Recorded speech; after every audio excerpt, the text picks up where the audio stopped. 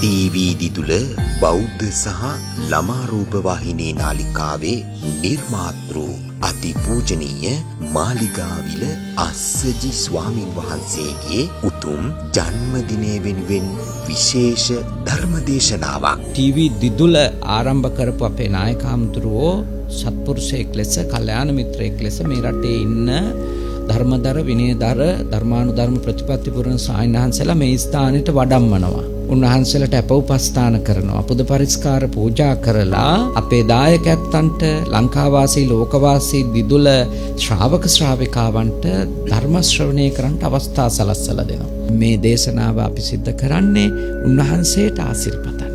උන්වහන්සේට සෙත්පතන්න. ඉතින් උන්වහන්සේට මේ කරපු පින මේ ධර්ම කොටාසේ සවන් දෙන්න අවස්ථාවක් ලැබලා දීලා උන්වහන්සේ එතනුත් කරගත්තේ පිනක් කුසලයක්. මේ ගුවන් කාලය අපිට වෙන් කරලා දීලා. පූජ්‍යපාද මාවරලේ බද්දිය ස්වාමින් වහන්සේ සිදු කළ විශේෂ ධර්මදේශනාව නොවැම්බර් මාස 23 වන දින උදෑසන 7ට සහ රාත්‍රී 7ට ඔබට දායකත්වය පුණ්‍යානුමෝදනාවන්ද සිදු කළ හැක.